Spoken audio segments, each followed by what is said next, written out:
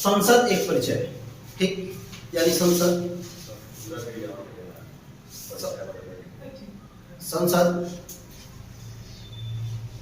संसद पर आज हम संसद के विभिन्न आयामों पर करेंगे चर्चा। यानी संसद में कितने अंग, कौन कौन शामिल होते हैं। संसद में जो दो सदन होते हैं, राज्यसभा, लोकसभा, राष्ट्रपति जो होते हैं, राष्ट्रपति पे हमने पहले चर्चा कर लिया है। लोकसभा, राज्यसभा और इनके जो सदस्य निर्वाचित होते हैं, निर्वाचित सदस्यों की संख्या, मनोनीतों की संख्या, कौन भावनाओं का सदन है, किसमें जनता सीधे भाग लेती है, कार्यकाल कितना होता है, इन सभी विभिन्न आयामों पे हम आज चर्चा करेंगे। संसद भारतीय संविधान के किस अनुच्छेद में है, साथ ही साथ लोकसभा किस अनुच्छेद में है, राज्यसभा किस अनुच्छेद में है, इन सभी पे हम बारी बारी से प्रकाश डालेंगे। देखिएगा, संसद एक परिचय यह आपका टॉपिक है। संसद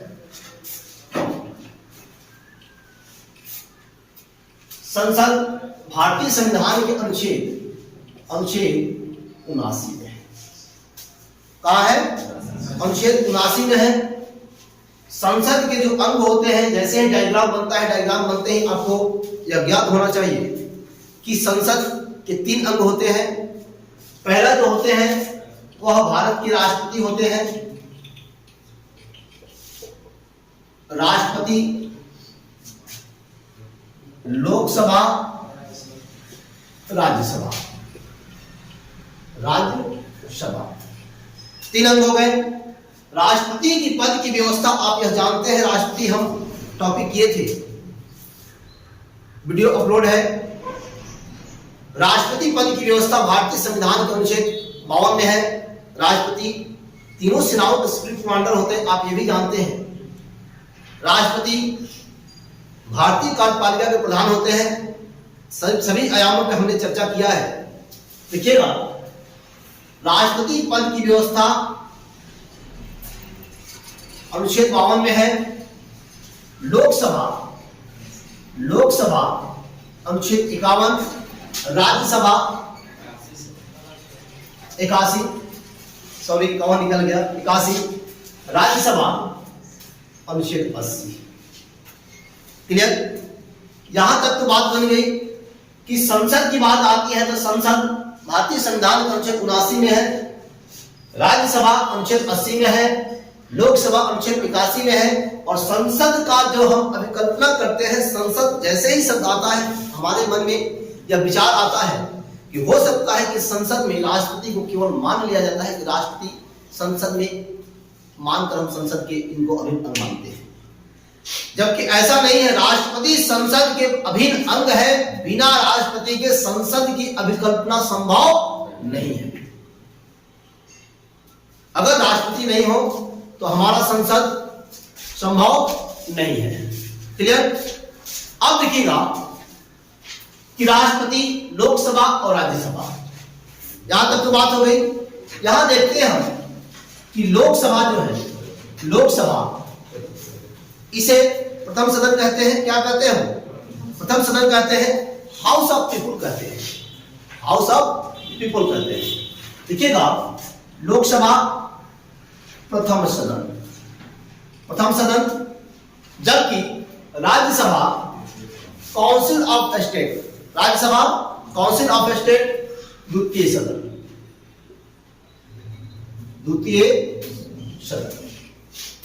दो बातें हो गई। फिर लोकसभा में जब हम आते हैं तो लोकसभा अस्थायी सदन होता है। कारण कि लोकसभा कभी भी भंग हो सकता है, लोकसभा का अवसान हो सकता है। लोकसभा का कार्यकाल जो होता है वो मात्र 5 साल का होता है, मात्र 5 साल का होता है। लोकसभा अस्थायी सदन, अस्थायी सदन है। जबकि राज्यसभा की बात आती है तो राज्यसभा अस्थायी सदन है। एक चीज ध्यान रखेंगे, हम इतनी बारीकी से पढ़ेंगे कि किसी भी प्रतियोगी परीक्षाओं में हम जो पढ़े अगर प्रश्न मॉडरेट करता है, मॉडरेट प्रश्न में भी हम भटकेंगे नहीं, क्योंकि याद रखिए आप, हम बार बार एक चीज कहते हैं, आंखों में अरमान लिया, मंजिल को अपना मान लिया, मुश्किल क्या आसान क्या, ठान लिया तो ठान लिया। देखिएगा तीसरा इसमें क्या पॉइंट हो सकता है, एक तो प्रथम सदन और अस्थायी सदन, जनता का सदन, जो अभी एग्जाम से पूछा हुआ था बिहार फायरमैन में, जनता का सदन, जनता का सदन किसे कहते हैं? लोकसभा। किसे? लोकसभा। भावनाओं का सदन कहते हैं, भावनाओं का सदन कहते हैं लोकसभा। भावनाओं का सदन कहते हैं लोकसभा को, जनता का सदन कहते हैं लोकसभा को। लोकसभा के सदस्यों का जो कार्यकाल होता है और 5 वर्षों का होता है। कार्यकाल 5 वर्षों का, कार्यकाल 5 वर्षों का। अब देखेंगे कि इसमें जनता का सदन इसलिए कहते हैं कि लोकसभा के सदस्यों के निर्वाचन में जनता सीधे भाग लेती है। जनता प्रत्यक्ष मतदान के द्वारा, प्रत्यक्ष मतदान प्रणाली के द्वारा लोकसभा सदस्यों का निर्वाचन करती है, और यही कारण है कि हम इसे जनता का सदन कहते हैं। क्लियर? अब देखें कि बाबू हम अनुच्छेद 80 यानी राज्यसभा अस्थायी सदन है, यहां तो हो गया जनता का सदन, लेकिन इसमें जनता सीधे भाग लेती है नहीं।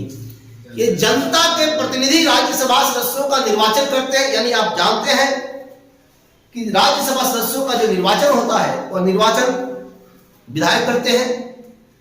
विधानसभा में निर्वाचित जो एमएलए होते हैं वही एमएलए राज्यसभा के सदस्यों का निर्वाचन करते हैं, और राज्यसभा के सदस्यों के निर्वाचन जो होती है।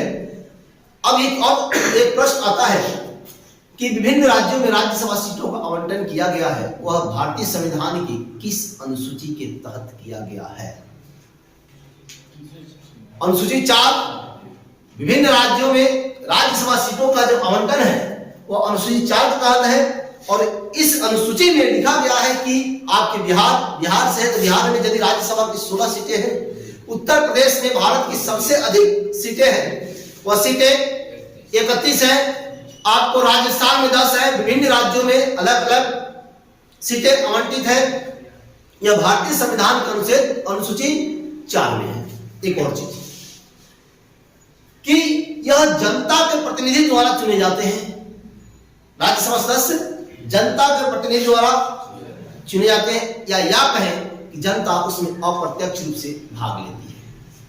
जनता अप्रत्यक्ष रूप से भाग लेती है। इनका जो कार्यकाल होता है, राज्यसभा सदस्यों का कार्यकाल होता है, यह 6 वर्षों का होता है। राज्यसभा सदस्यों का कार्यकाल 6 वर्षों का। एक प्रश्न आता है और बहुत ही क्रांतिकारी प्रश्न है, इस प्रश्न पर हम ध्यान देंगे। प्रश्न है कि राज्यसभा का कार्यकाल कितने वर्षों का होता है? ऑप्शन 1 वाला देखेंगे 6 वर्ष का, ऑप्शन 2 वाला देखेंगे अस्थायी सदन है, ऑप्शन 3 देखेंगे 10 वर्ष का, और ऑप्शन 4 आपके सामने है, इनमें से कोई नहीं। आंसर करें। देखिए यही कारण है कि हमने यह प्रश्न यहां लाया। कारण है कि राज्यसभा में आप जो कहते हैं कि राज्यसभा, हमने प्रश्न किया राज्यसभा का कार्यकाल कितने वर्षों का होता है, मेरा प्रश्न यह था। और पॉलिटी में शब्द का बहुत महत्व होता है। पॉलिटी में यदि आप शब्द पर ध्यान नहीं देंगे तो आप गलती करेंगे, क्योंकि शब्द से ही पॉलिटी में गलती कराया जाता है। हमने यह नहीं कहा कि राज्यसभा सदस्यों का कार्यकाल कितने वर्षों का होता है, हमने यह कहा है कि राज्यसभा का कार्यकाल कितने वर्षों का होता है। तो राज्यसभा, आप जानते हैं कि राज्यसभा अस्थायी सदन है, तो वह क्या है जी? आंसर क्या होगा? अरे अस्थायी सदन बोले थे हम, ऑप्शन में क्या था? अस्थायी सदन था। आप लोग ध्यान रखें, क्योंकि ऑप्शन में अस्थायी सदन है, तो राज्यसभा अस्थायी सदन है, उसका कार्यकाल क्या होगा भैया? वो तो अस्थायी सदन है। लेकिन यदि प्रश्न पूछता है कि राज्यसभा सदस्यों का कार्यकाल कितने वर्षों का होता है, तब आंसर 6 वर्ष होगा। आंसर कितने वर्षों का? 6 वर्ष होगा। लेकिन राज्यसभा तो अस्थायी सदन है, राज्यसभा अस्थायी सदन है। अब देखते हैं हम कि इसमें जो है जो योग्यता है, योग्यता क्या होनी चाहिए। लोकसभा के जो सदस्य बनने की योग्यता है वह उम्र की योग्यता 25 वर्ष, उम्र की योग्यता 25 वर्ष, जबकि राज्यसभा में सदस्य बनने के लिए उम्र की योग्यता 30 वर्ष होनी चाहिए। कितने वर्ष? 30 वर्ष। एक चीज देखेंगे हम कि राज्यसभा के जो कार्यकाल होते हैं वह 5 वर्षों के होते हैं, जबकि लोकसभा के जो कार्यकाल होते हैं यह 5 वर्षों के होते हैं, जबकि राज्यसभा के सदस्यों के कार्यकाल 6 वर्षों के होते हैं। उम्र की योग्यता 30 वर्ष होती है। प्रत्येक 1/3 सदस्य 2 वर्ष पर, कितने वर्ष पर?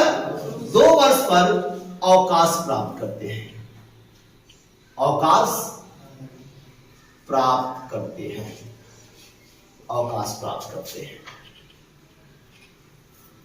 अब आपके मन में यह प्रश्न उठता होगा कि जब 2 वर्ष पर प्रत्येक 1/3 सदस्य, प्रत्येक 1/3 सदस्य अवकाश प्राप्त करते हैं, तो जब 1952 में राज्यसभा गठित होती है और उस समय जो राज्यसभा में सदस्य होते हैं उन सदस्यों को हमने रिटायरमेंट कैसे दिया?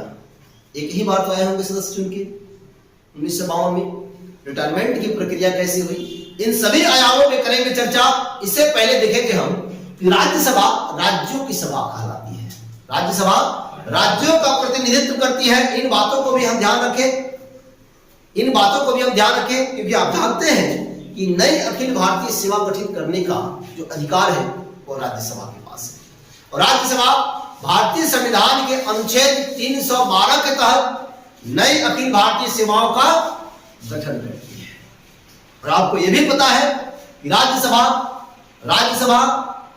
जो अखिल भारतीय सेवाओं का गठन करती है, इसके पश्चात भारत में 3 अखिल भारतीय सेवा कार्यरत है। 3 अखिल भारतीय सेवा कार्यरत है, संघ लोक सेवा आयोग, राज्य लोक सेवा आयोग और संयुक्त लोक सेवा आयोग। यह लोक सेवा आयोग अलग से एक टॉपिक है, अलग क्लास लेंगे, देखेंगे कि यहां तक तो बात बन गई। इसके पश्चात हम राज्यसभा जब पहली बार अस्तित्व में आता है, राज्यसभा जब पहली बार अस्तित्व में आता है, तो वैसे सदस्यों को हमने कैसे सेवानिवृत्ति दी, कैसे रिटायरमेंट दिया, इस पे थोड़ा चर्चा करें। 1952 से 58, 1952 से 1958, क्योंकि आप जानते हैं राज्यसभा सदस्यों का जो कार्यकाल होता है तो कार्यकाल कितने वर्षों का? 6 वर्षों का होता है। 1952 से 58 में जो हमारे पास सदस्य चुनकर आए 6 वर्षों के कार्यकाल के लिए, पहले 2 वर्ष के लिए हमने 1954 में, पहले 2 वर्ष के लिए हमने 1954 में लॉटरी सिस्टम लगाया और लॉटरी सिस्टम के माध्यम से 1/3 सदस्यों को हमने राज्यसभा से अवकाश दिया और फिर उतने सदस्यों का सीट हमने भर लिया। क्लियर? फिर 1956 आता है और 1956 में भी हमने लॉटरी सिस्टम लाया और लॉटरी सिस्टम लाने के पश्चात 1/3 सदस्यों को सेवानिवृत्ति दी। 1958 आते आते जो 1952 में हमारे राज्यसभा के सदस्य निर्वाचित हुए थे, उन सारे सदस्यों का सेवानिवृत्ति हो गया और नए सदस्य अस्तित्व में आ गए। और राज्यसभा जो है यह अनवरत चलने वाली सभा है, यह निरंतर चलने वाली सभा है। इसका कार्यकाल 6 वर्ष नहीं, इसका कार्यकाल अनिश्चित है जब तक राज्यसभा है तब तक, जबकि राज्यसभा के सदस्यों का कार्यकाल 6 वर्षों का होता है। आपको ज्ञात होना चाहिए। यहां तक तो बात होगी। इसके पश्चात आगे देखते हैं, चलिए देखिएगा कि यहां तक तो बात हो गई लोकसभा जो है और राज्यसभा। लोकसभा में जो सदस्यों की संख्या होती है, हम सुनेंगे और इत्मीनान से सुनेंगे, धैर्य रख के सुनेंगे कि लोकसभा में जो सदस्यों की संख्या होती है वो सदस्यों की संख्या 545 है। सदस्यों की संख्या 545 है। जो अधिकतम 552 तक हो सकता है, अधिकतम 552 तक हो सकता है। राज्यसभा में सदस्यों की संख्या 245 है, जो अधिकतम 250 तक हो सकता है। इतनी बातें क्लियर हो गई। एक चीज और हम ध्यान रखते हैं कि क्या हमारे पास शुरू से ही दो सदन थे, यानी लोकसभा और राज्यसभा स्टार्टिंग से ही थे। देखिएगा कि जब संविधान सभा संविधान निर्माण कर रही थी, हम संविधान सभा ऑलरेडी टॉपिक पढ़ चुके हैं। संविधान सभा जब संविधान निर्माण कर रही थी तो संविधान सभा संविधान निर्माण के साथ साथ अंतरिम संसद के रूप में भी कार्य कर रही थी।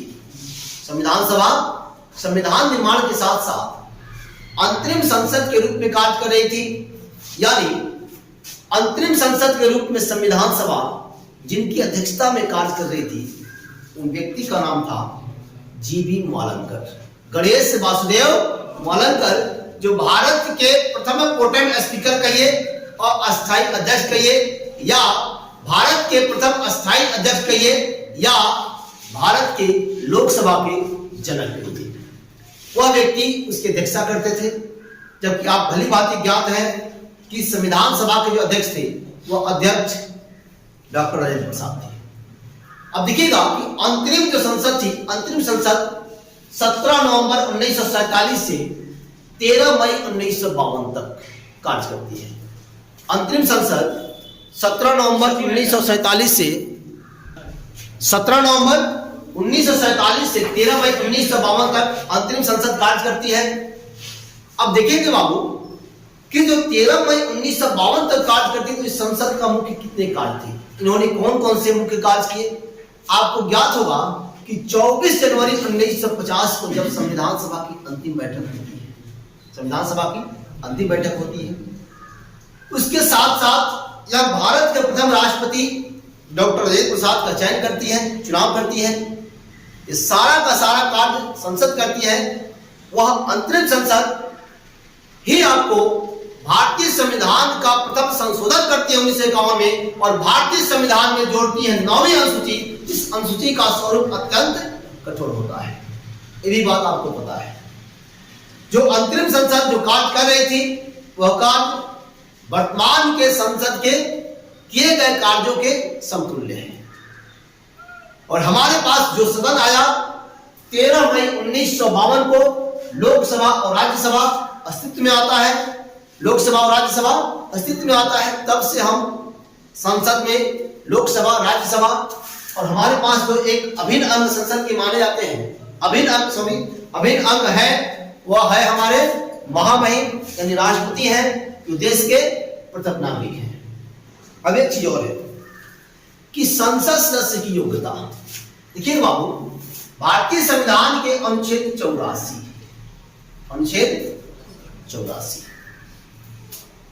संसद सदस्यों की योग्यता का निर्धारण किया गया है। अनुच्छेद 84 में संसद सदस्य की योग्यता का निर्धारण किया गया है। कहा हो, ऊपर से निकल रहा है।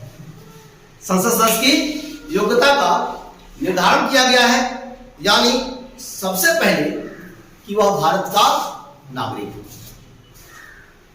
दूसरी बात, लोकसभा के संदर्भ में क्या है और राज्यसभा के संदर्भ में क्या है। तो लोकसभा के संदर्भ में उम्र की योग्यता 25 वर्ष है, जबकि राज्यसभा के संदर्भ में उम्र की योग्यता 30 वर्ष है। आगे की जो योग्यता का निर्धारण करने की बात आती है, जो योग्यता का निर्धारण आगे करती है, वह सारा का सारा जवाबदेही संसद के ऊपर छोड़ा गया है कि संसद आगे की योग्यता का निर्धारण करे। इसके पश्चात आप जानते हैं, जब लोकसभा में नए सदस्य चुनकर आते हैं, तो नए सदस्यों को शपथ दिलाने का कार्य भारत के राष्ट्रपति करते हैं। लेकिन राष्ट्रपति एक प्रोटेम स्पीकर का चुनाव करते हैं, और वही प्रोटेम स्पीकर चुनाव जैसे ही संपन्न होता है, प्रोटेम स्पीकर का मुख्य 2 कार्य होता है। पहला कार्य नवनिर्वाचित सदन को सदस्यों को शपथ दिलाना। दूसरा कार्य अस्थायी अध्यक्ष का चुनाव कराना है। तो यहां प्रश्न उठता है कि लोकसभा में जो पहले स्पीकर थे डीवी मावलंकर साहब, तो लोकसभा के पहले अस्थायी अध्यक्ष यानी प्रोटेम स्पीकर कौन थे? तो लोकसभा के प्रोटेम और अस्थायी दोनों अध्यक्ष डीवी मावलंकर ही थे, और यही कारण है कि उनको लोकसभा का जनक कहते हैं। यहां तक बात हो गई। अब देखते हैं आगे, अनुच्छेद 80(3) के तहत राष्ट्रपति राज्यसभा में 12 सदस्यों को मनोनीत करते हैं। देखते हैं हम कि 12 सदस्य जो होते हैं, सदस्य कौन कौन से क्षेत्र से होते हैं। तो आप जानते हैं कि भारतीय संविधान के अनुच्छेद 80(3) के तहत जो राष्ट्रपति 12 सदस्यों का मनोनयन करते हैं, यह सदस्य साहित्य, लिटरेचर, कला और विज्ञान, इन 3 क्षेत्रों में ख्याति लब्ध व्यक्ति होते हैं, ख्याति प्राप्त व्यक्ति होते हैं, काफी शोहरत होती है इनकी।